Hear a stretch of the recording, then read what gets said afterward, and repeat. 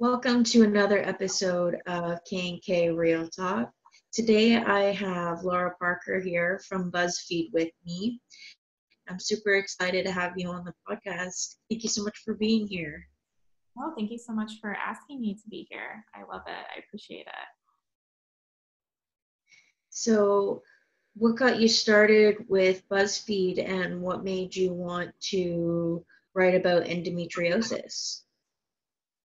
So I started at BuzzFeed in January 2014, so almost 5 years ago, as an intern and worked my way up to a staff writer. And writing about endometriosis just came naturally because I had just been diagnosed 2 years prior, and I was trying to figure out how to navigate my life with this new diagnosis that I had waited so long to get, and also trying to figure out what symptoms I was experiencing and how much it was affecting my daily life.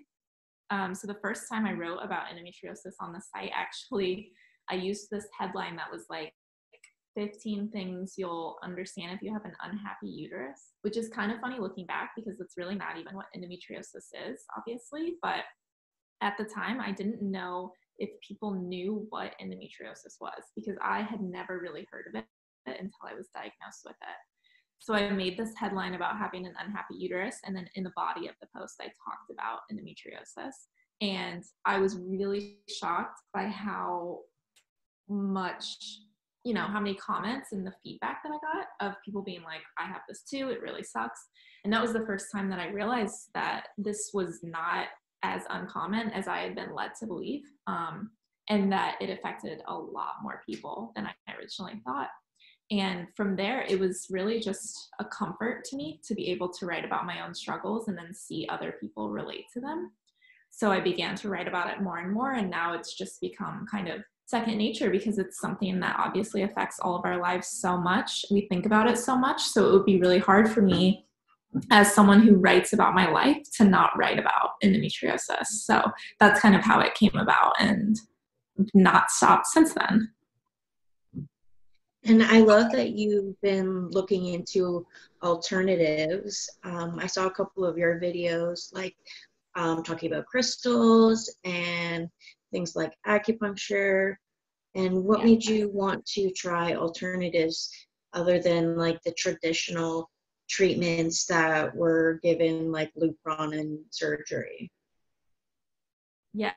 So I know this is kind of a little bit of a debated topic in the community. And I guess I want to clarify that I'm not against surgery. Like, obviously, I think whatever anyone needs to do in order to fight back against this is what they should do. For me personally, when I had the surgery to diagnose the endometriosis, it was an ablation surgery, which I know now is not the best thing that I should have gotten. But at the time, I didn't even know what excision surgery was. And my body reacted so poorly to having a surgery. Like, the recovery was absolutely awful. The side effects were awful. Like, I was 100 times more sick after having the surgery than I was going into it. And so for me, and this happens like with pretty much any surgery I've had, not that I've had a ton, but my body is just one of those bodies that does not seem to react well to invasive procedures. So I've chosen to avoid it since then, A, because I have almost a little bit of PTSD of going through that again and being absolutely terrified that I'm going to come out worse for it. And B, just because I don't like invasive procedures. My body doesn't react well. So I kind of just threw myself into alternatives because, I live in Los Angeles. So I have them at my fingertips.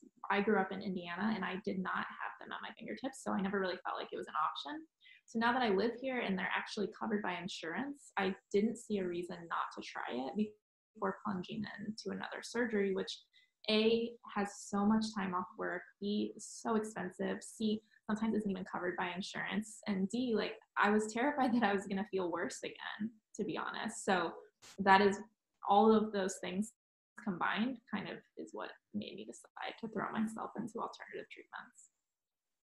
I totally agree, and I am 100% on board. I've been trying different alternatives. Like, my number one thing that I always promote is cannabis. I know that you can use it there, and it just became legal here in Canada, so it's a big movement. I mean, not everyone's for it, but I really find it beneficial. And you don't have to just smoke. You can use suppositories and things like that. Have you used anything from Whoopi Goldberg's line? Yes, I love her line actually. I really, really like her bath soaks in particular. And she also, I'm trying not to eat sugar right now, which is one of the alternative things that I'm doing, but she has this like cocoa, it's almost like pudding. Have you had it? It's like an edible, but it's chocolate pudding specifically that you're supposed to eat during your period. So I had that when I was trying out the line too. And like, who doesn't want chocolate when they're in pain? And it also has the added benefit of getting you high. So yeah, I use some form of cannabis or CBD every single day. And I'm so excited that it's legal there for you now so that you can experiment as well. Because I think one of the things about cannabis is that a person will try one thing and be like, well, this didn't work for me, so cannabis isn't going to work. And I did that at first too. But then I started to realize there's so many products, so many different things, especially even with CBD, which is legal everywhere. It's just trial and error. And that's really frustrating because I feel like for us, that's like what we always have to do with everything with endometriosis. It's like, oh, I'll try this. Maybe it'll work.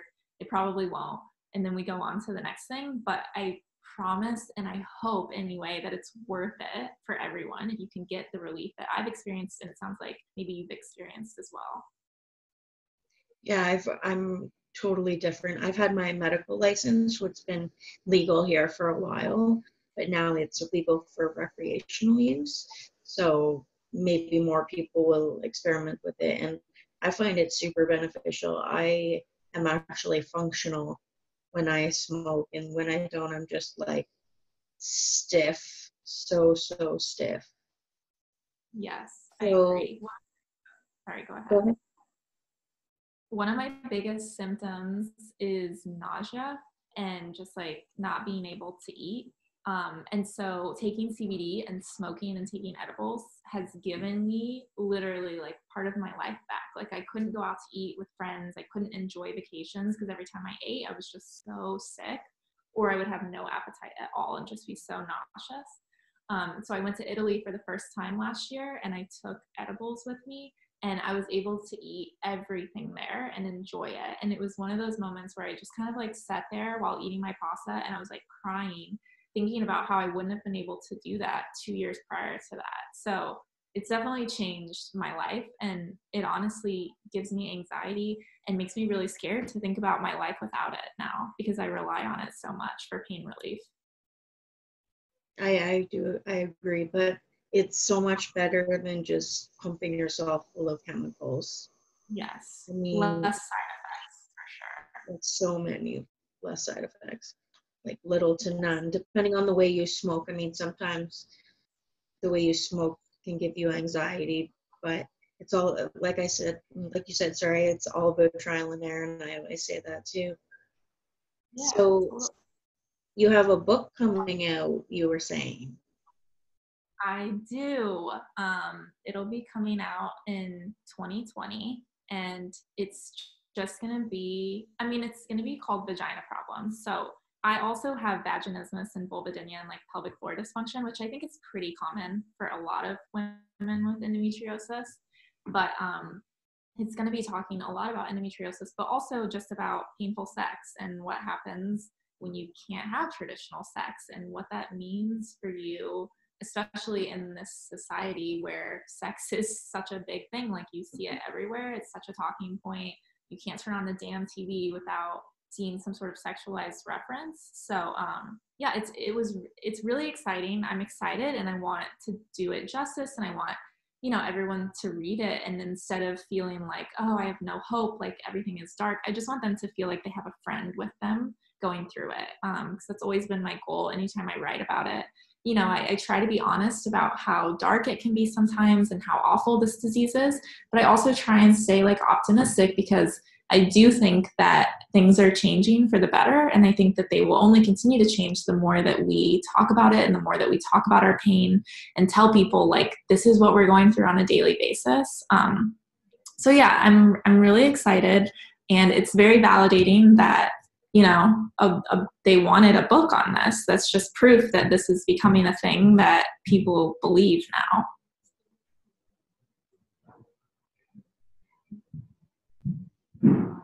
and they should totally leave it. And anyone who feels comfortable enough to write about their experience. I know people want to hear other people's stories and feel like they're not alone, just like you were saying.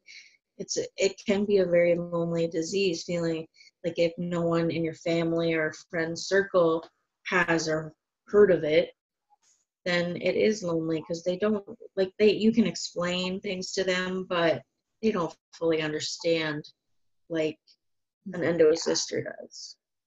totally. And also, I know it's not easy to talk about having painful sex. It's really embarrassing. It took me years to open up about it. But now that I have, and I have no shame about it anymore. And I know that like I can use my platform to talk about it so that someone who doesn't have the ability or isn't able to talk about it doesn't have to. They can be like, okay, this person talked about it, so I can just kind of use their words to explain what's going on in my head. Because I understand, like, I have a very open job.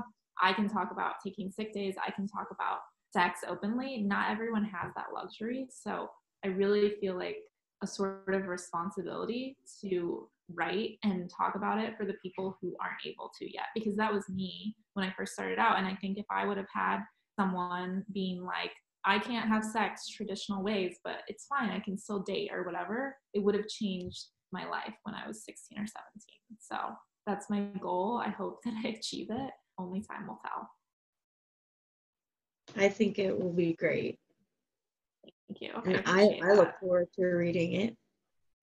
Thank you. I appreciate that. I really do. It means a lot. Well, it means a lot that you're on this podcast. Is there anything else Oh my that you'd God. like to say? You know what has been on my mind a lot recently, and I'm sure you've talked about this as well, but what I think gets left out of conversations around endometriosis sometimes when people are talking about it, or when big pharma is like trying to come at us with like new solutions, nobody really talks about the mental aspect of living with it. We talk about the physical pain a lot, and like that's so real and it's debilitating. But what I find more debilitating sometimes is my mental ability to deal with it, which is just absolutely awful some days. Just like wondering what the point of your life is, and trying to navigate the pain and like stay above water physically and mentally is something that I wish was talked about more in popular media and just in general. And I think like sometimes it's so easy for us to focus on our physical pain and like throw ourselves into treatments for that, that we forget that like you're going through something so traumatic that we need to take care of ourselves, self-care, and like try to go to therapy if possible and if affordable, to deal with that part of it as well, which is something that I've realized in my own life recently. I have a therapist who actually has chronic pain, which has changed my life, to be able to have a mental health professional who also gets it, because it's so important. And I know not everyone can do that. Not everyone can afford therapy. I wish it was different. But I just think like, I don't know, I'm curious on your thoughts about that. And I'm sure anyone listening can relate to just having those days where even if you're not in that bad of physical pain, like the mental repercussions of having to deal with this all the time is almost worse. I totally agree. Like, it's not just the pain, but then it's the anxiety of when the pain will creep up, because it's so spontaneous that you can't schedule around it. It's not like your period is coming the second week of every month. You don't know when endometriosis pain's going to pop up. It could be at your wedding, it could be at a funeral, it could be like anything, anytime, anywhere. And the fear of just waiting for it is enough to make you crazy. And Yeah. what people don't understand is that generally endometriosis comes with anxiety and depression because of infertility. Obviously is the big one. Infertility causes depression, and working towards having a baby is very difficult. But more than that, it's trying to navigate through your own body, trying to figure out what it's doing, what's good, what's bad for your body, what should I eat, what shouldn't I eat. And you're constantly having to think, like your brain never shuts off because you're always thinking about it, whether you want to or not. And people around you are like, why are you always thinking about this? It's a part of you, it's not you. But somehow it becomes you, and like that's your identity. I have endometriosis, and then my name is Kristen. Like it's so consuming. Yes, it consumes you, and it's impossible not to. And I saw this tweet the other day that was talking about if anyone else was going through what we were going through and had to think about all of the things that we have to think about on a daily basis just to make sure we're not making our pain any worse, like it would be all that they think about or talk about too. It's only natural. I mean, I have to think about what kind of underwear I wear every day in order to not cause a flare, or what kind of seat I'm sitting on, or like how I sit in the car on the way home. And I'm sure all of you can relate. And it's like, people don't understand. And those little things is what I'm like making my mission to get them to understand. I wrote this post last week that was like a week in the life of someone with endometriosis, like detailing every day, because some of my good friends just like, I found that they didn't get it. They were like, oh, I thought your pain was like mostly just around your period. And I was like, what? Like, am I not explaining this well enough? Like, what are you missing here? So I decided, like, this is what I do every single day. These are the extra steps I have to take. And this is just 1 week of my life. And the response was really great from people in the community. And I really appreciated that. But what I really wanted was for people not in the community to read it and be like, holy shit, okay, I see this differently now. And, you know, I hope that it had that effect on some people, because that's what's frustrating to me beyond anything else. Just people don't understand how in-depth this goes and how complicated it is. And it's not something that we think about once a month when our period comes around. It's literally on our minds 24/7 because we are in pain, or we're thinking about the pain, or worrying about when it's going to come back 24/7. So that's, I think you totally hit on a point there, because it's very frustrating, I think, for everyone with this, because just the little steps, like it would be great if I could just wake up in the morning and put on whatever kind of underwear I wanted, but I can't, because if I don't wear a certain pair, then I'll be in so much pain by 3 p.m. that I won't be able to walk. So it's just like, those are the things that people who don't have this will never understand. And it's hard not to be angry about that sometimes. But, you know, good for them for not having it, but people can definitely use some more compassion around this condition. I totally agree. We become very resentful of it. And even if you were like like myself, I was like super bubbly, hyper person, like always laughing, and like it knocks you down a couple pegs. And like I'm still bubbly and I'm still like friendly, but like it's not the same as you were. You just don't have the energy to be like that on anymore. And like you're like, it's an everyday thing.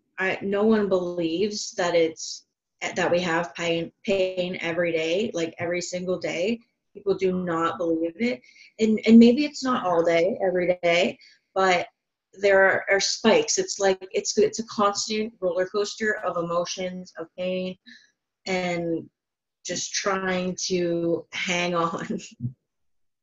Yes. Yeah, it's absolutely every day, because even like you said earlier, even if we're not in pain, all we're thinking about is, holy shit, when is this pain going to come back? I need to prepare for it. I'm worried. It's like too good to be true when I'm sitting there and I realize, oh, my pain levels are really low. Then instead of being happy about it, instead I'm like, oh my God, this means it's going to come back with a fiery rage probably, and I need to be ready for it. So it's so much to deal with. So of course, we think about it all the time. And anyone, I think, who suggests that you shouldn't, or thinks you're annoying, is like, shouldn't be in your life. And that sucks, because quite honestly, sometimes I I feel like I only have a few close friends or people in my life who I can truly open up to about it. And that really sucks. And that's another reason this is so isolating. But then, you know, there's people like you and people on the internet who just make you feel like you have a friend, even when they're maybe not sitting next to you. And I think that that's why what you do and what the internet has done for endometriosis is just so damn important. Because I honestly, like, I think I can speak for most people when I say I don't know where I would be if these communities didn't exist, because I would be very, very, very lonely. I totally agree. I mean, I literally don't know anyone in my city that has endo. So I'm like, and it's not only good to connect, it's nice to hear, not nice necessarily, comforting, I'll say, comforting to hear other people's stories from around the world, because there are always similarities. Yes, it's different and it's their story, their journey, but we have so many similarities that we can relate so closely, more than anyone else can. Yes, I could not agree more. It's it is funny because I feel like we say that a lot. I always hear people say that. They're like, it's so nice to have someone else who understands. And they're like, I mean, it's not nice that you have it, but like, and I'm like, no, I totally get it. Like, it is so important to know that you are not alone in your struggles. And if that means that unfortunately other people have it, like, that's the unfortunate part of this disease. Like, so many people have it. So we might as well just like be glad that we can connect with one another, you know, because I can't imagine. I mean, I wonder if it's the same for you. When you got first diagnosed, I was first diagnosed, I had no freaking clue what word they just said to me. I had no clue what it meant. I didn't know anyone who had it. I had never heard of it. When I Googled it, it was all like sad shit about how there was no cure and like people just like didn't have babies. And that was like what I lived with for like 2 years until I wrote my first thing about it on BuzzFeed. And then I was like, oh, I'm definitely not alone in this. And it's crazy that you ever are led to believe that you are, but it's like, I don't know, the doctors to me presented it as like this super rare thing that like not a lot of people had. And that's insane because it's not like that at all. There are tons of us. I'm sure we're over 200 million by now. I mean, there's so many. That's just the ones we know about, and there's tons of places in the world that don't even have the internet yet. So, and maybe they won't, and that's why I started what I did, is to get information out there, and eventually I'd like to send information just like pamphlets to people who don't have access to the internet and things like that. And it really, like, the education of endometriosis really needs a push, and it should be taught to you in like sex ed class, because that's when I started experiencing my symptoms. Got my first period, went on birth control right away because the first period was painful. Always had headaches and really painful periods, and I just thought, oh well, that's me. Yes, same. Because another thing is there's just like the stigma attached to periods and sex, and we just don't talk about it. So like I had no clue that none of my friends were having these painful periods where they didn't throw up or pass out in class. And I was just like, maybe I'm just not handling it well. And honestly, thank God for the internet, because if it wasn't for the internet, like I diagnosed myself. I didn't know what endometriosis was or what it meant, but I knew I had all the symptoms. So I went to my doctor who had refused to diagnose me for like 7 years. And I was like, I think I have this. And it turns out I freaking did. So it's like the internet, I mean, it's both good and bad, but for us in this community, I think it's mostly good. And I will be forever grateful for that. So yeah, it's crazy. We all have such similar stories, even when they're different. It's true. And even though it's not necessarily nice, it's nice to know that Yeah, you're not alone. such a Even comfort. though, even though it sucks, we're in it together. Yes. And like together, all of us as a force, like so powerful, and things are changing and they will continue to change because of all the people who have this that refuse to shut up about it. And I love that. I think that that's just like so powerful, and it gives me goosebumps every time I think about it, because it's like so many people in our lives have told us over and over, it's in your head, you're imagining it, you're being dramatic. We've all been like, no, you know what? There's something wrong with us and you can shut up and we're going to talk about it. And because of that, it is now a word that people know and recognize. When I say I have endometriosis, people are like, oh, I've heard of that. That wouldn't have happened 4 years ago, you know? Mm-hmm. I totally agree. It's Yeah. definitely right now. Yeah. Kudos to all of us is all I have to say. We're killing it. We speak for the ones who can't speak for themselves. Yes. And, you know, we all start out somewhere, but, you know, we all have each other's backs. And I think it's truly beautiful. I don't think there's anything like this community. I think it's just really powerful and just wonderful. I mean, it's not wonderful to be a part of it. I wish that none of us had to be, but it's wonderful that since we have to be a part of it, that we can all come together and offer such support in such dark times. Well, thank you so much for being here today. I totally enjoyed talking about endometriosis as always. Yeah. And I'm super excited to read your book in 2020. Thank you. I so appreciate that. And it was so lovely to talk to you too. Thank you again. If you guys have any questions for Laura or you want to see her on the podcast again, leave some comments on some questions and I will get them to her and maybe we'll do another one. Have a good night.